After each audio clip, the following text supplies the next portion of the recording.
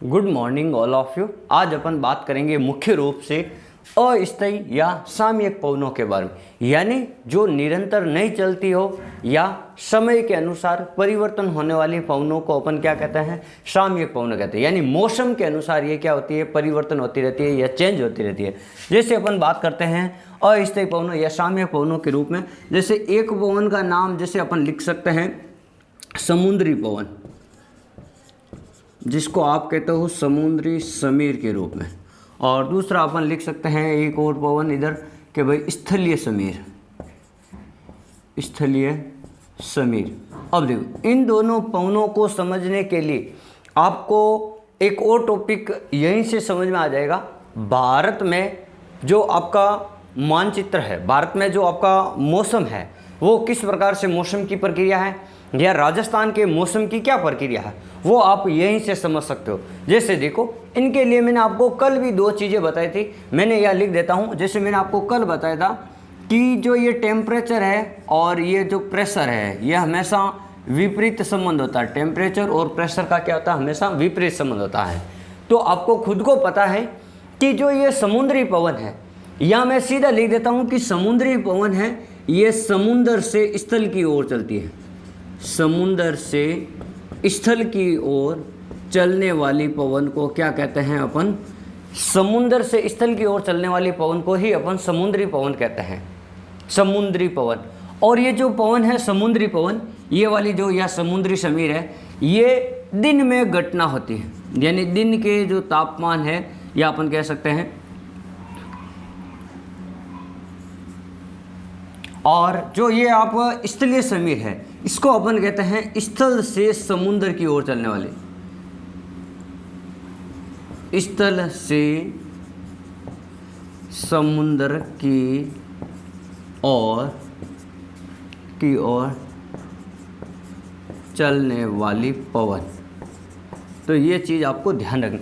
अब इसको समझना क्या है, और ये जो घटना होती है समुद्री, ये होती है दिन में, और ये होती है स्थलीय जो समीर है ये आपकी होती है रात में।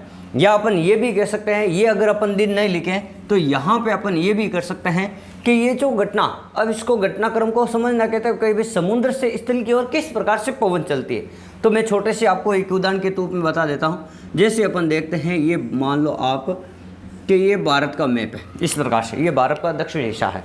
अब आपको पता है कि ग्रीष्म काल में, जैसे मान लो ये ग्रीष्म काल है या ग्रीष्म ऋतु है, गर्मियों की ऋतु, यहाँ पे ग्रीष्म काल, और यहाँ पे मैं लिख देता हूँ ये आपका, जैसे मान लो ये हल्के से भारत को बना देता है ये इस प्रकार से, और ये है आपका शीत ऋतु।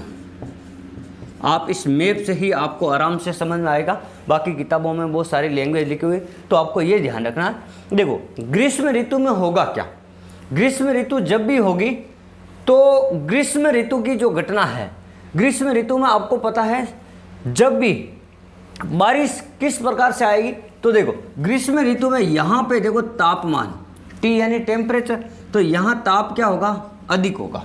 यहाँ लिख देता हूँ मैं अधिक, ताकि आपको समझ आ जाए। यहाँ जो भाग है और ये दाब है, प्रेशर, ये क्या होगा, कम। जैसे देखो यहाँ गर्मियों में क्या होगा, जो स्थलीय भाग है ये क्या होगा, स्थलीय भाग क्या होगा, गर्म होगा। गर्मियों में स्थलीय भाग क्या हो जाएगा, भारत का गर्म हो जाएगा। जैसे थार का मरुस्थल है, ये ऊपर वाला भाग गर्म हो जाएगा, तो यहाँ ताप अधिक हो जाएगा और यहाँ पे दाब कम हो जाएगा। और यहाँ पे है आपका हिंद महासागर, यहाँ पे कौन सा है, हिंद महासागर, ये है आपका हिंद महासागर। तो आपको पता है कि स्थल भाग जल्दी गर्म होता है और जल्दी ही ठंडा होता है, जबकि जल भाग देर से गर्म होता है और देर से ही ठंडा होगा। ठीक है। और वैसे भी जो अपन बात कर रहे हैं ग्रीष्म ऋतु की, तो ग्रीष्म ऋतु में सूर्य लगभग यहाँ पे चमकेगा, भारत में कर्क रेखा भारत के मध्य से निकलती है, तो यहाँ पे कर्क रेखा पे ऊपर आ जाएगा, तो ये भाग ज़्यादा गर्म होगा इसकी तुलना में, हिंद महासागर की तुलना में स्थल भाग ज़्यादा गर्म होगा, तब तापमान ज़्यादा है और दाब। और इसकी तुलना में जैसे यहाँ पे अब अपन ताप और दाब की बात की जाए, तो यहाँ पे ताप क्या हो जाएगा, कम, और दाब क्या हो जाएगा, अधिक। क्योंकि ताप और दाब का संबंध मैंने पहले ही बता दिया, ताप जब अधिक होगा तो दाब कम हो जाएगा, दाब अधिक होगा तो ताप अधिक हो जाएगा। अब आपको पता है कि यहाँ ग्रीष्म ऋतु में यहाँ पे तापमान अधिक है, तो देखो यहाँ पे कम है इसकी तुलना में, क्योंकि ये जल भाग, और यहाँ दाब कम है तो यहाँ पे अधिक है। तो मैंने आपको कल एक चीज़ बताई थी, मैंने आपको कल बताया था कि जो पवन है, देखो ये पवन हमेशा उच्च दाब से निम्न दाब की ओर चलती है, उच्च दाब से निम्न दाब की ओर चलती है। तो देखो यहाँ पे जो प्रेशर है वो अधिक है, यहाँ पे प्रेशर हिंद महासागर पे अधिक है। जो ये जो पवनें आएगी हिंद महासागर के ऊपर, ये इस प्रकार से होकर आएगी।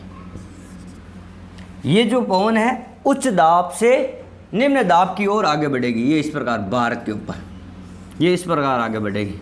तो देखो यहाँ से, यानी यहाँ पे कौन सा भाग है, समुद्र वाला भाग है। तो गर्मियों में जो समुद्री पवन है, यहाँ ग्रीष्म काल में समुद्र से स्थल की ओर बढ़ने वाली पवन को ही अपन क्या कहते हैं, समुद्री पवन कहते हैं। और ये क्यों चलती है, क्योंकि यहाँ गर्मियों में हिंद महासागर का जो तापमान है वो कम हो जाता है और स्थल भाग का तापमान अधिक हो जाता है, और ताप और जो दाब की घटनाएं विपरीत होती है।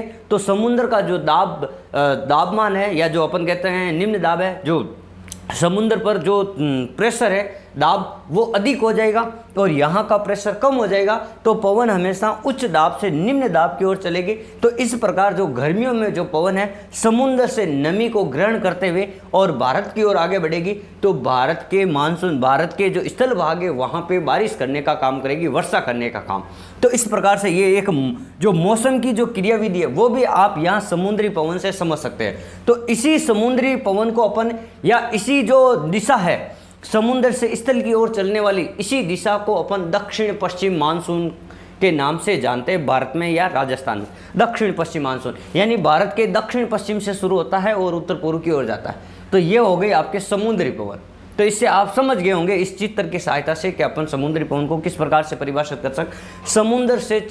समुद्र से स्थल भाग की ओर चलने वाली पवनों को समुद्री पवन कहते हैं। और चलती क्यों है, क्योंकि यहाँ ग्रीष्म काल में तापमान अधिक है और दाब कम है। इसकी तुलना में हिंद महासागर पर तापमान कम है और दाब अधिक है। अब अपन बात करते हैं स्थलीय समीर की। स्थलीय समीर जैसे शीत ऋतु है। अब जैसे यहाँ पे तापमान और ये आपका प्रेशर दाब, और यहाँ पे आपको पता है यह है हिंद महासागर, हिंद महासागर। अब देखो सर्दी है, यहाँ पे शीत ऋतु है, तो शीत ऋतु में तापमान क्या हो जाएगा, कम हो जाएगा। तो यहाँ कम होगा तो यहाँ इसकी तुलना में क्या हो जाएगा, तापमान अधिक हो जाएगा, ताप अधिक होगा।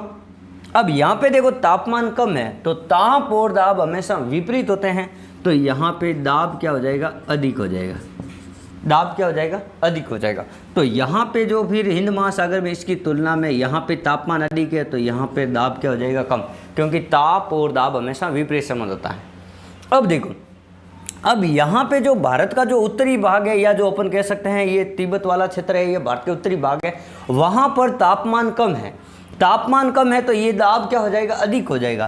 तो पवनें तो हमेशा उच्च दाब से निम्न दाब की ओर चलती है, पवन तो हमेशा उच्च दाब से निम्न दाब की ओर चलती है, ये इस प्रकार। तो यही अपन ने पढ़ा था कि पवन हमेशा उच्च दाब से निम्न दाब की ओर चलती है। तो यहाँ का देखो ताप अधिक हो गया, दाब, यहाँ का दाब अधिक हो गए, यहाँ पे कम हो गए। तो पवन हमेशा उच्च दाब से निम्न दाब की ओर चलती है। तो इसी को यानी भारतीय स्थलमान अपन कह सकते हैं, भारत का जो स्थल भाग है या भौतिक भाग, तो स्थलीय भाग से समुद्र की ओर चलने वाली पवन को अपन स्थलीय समीर कहते हैं।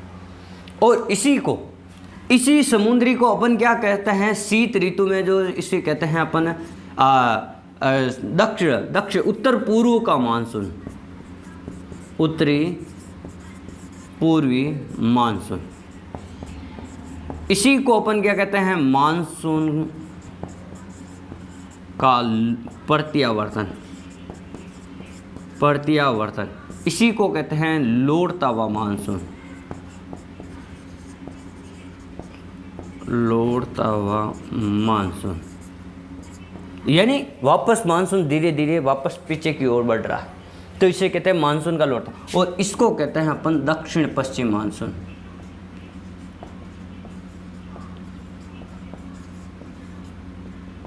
दक्षिण पश्चिम मानसून।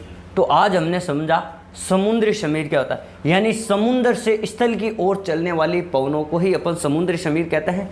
और ये ग्रीष्म ऋतु में जब स्थल भाग का तापमान अधिक हो जाएगा और दाब कम हो जाएगा, उसकी तुलना में हिंद महासागर पर तापमान कम होगा, दाब अधिक होगा, तो समुद्र से स्थल की ओर पवनें चलेगी। इसी को अपन क्या कहता है, समुद्री समीर कहता है। और स्थलीय समीर, जो स्थल भाग से समुद्र की ओर चलने वाली पवनों को अपन स्थलीय समीर कहते हैं। और वो कब होगा, शीतकाल में होगा। जैसे यहाँ शीतकाल में स्थलीय भाग का तापमान कम हो जाएगा और यहाँ पे प्रेशर अधिक होगा, उसकी तुलना में हिंद महासागर पर तापमान अधिक होगा और दाब कम होगा।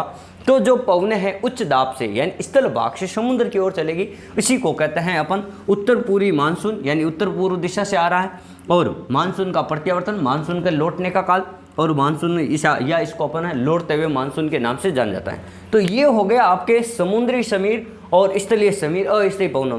अब अपन इसी को अपन बात करेंगे, इसी से पर्वतीय समीर और एक होती है आपकी घाटी समीर। देखो अब ये तो चीज़ आपको समझ में आ गई, क्योंकि ये मैंने आपको मैप से अच्छी तरह से बता दिया ये किस प्रकार से चढ़ता है। अब देखो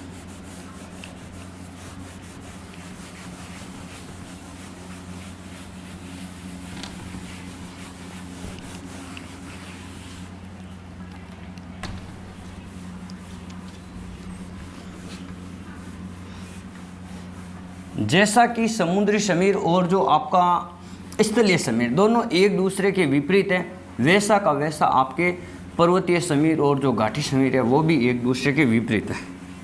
अब देखो इसको देखते हैं अपन पर्वतीय समीर और घाटी समीर को। जैसे देखो एक तरफ लिख दिया अपन ने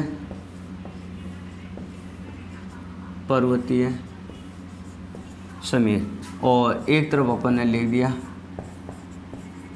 घाटी समीर। देखो ये जो भाग है ये पर्वत है और ये जो भाग है ये आपका, देखो ये पर्वत है, ये पर्वत है, इसके बीच में ये वाला घाटी वाला भाग, और ये है कोई पर्वत, और ये जो बीच वाला ये मैंने बिंदु किया ये है आपका घाटी। देखो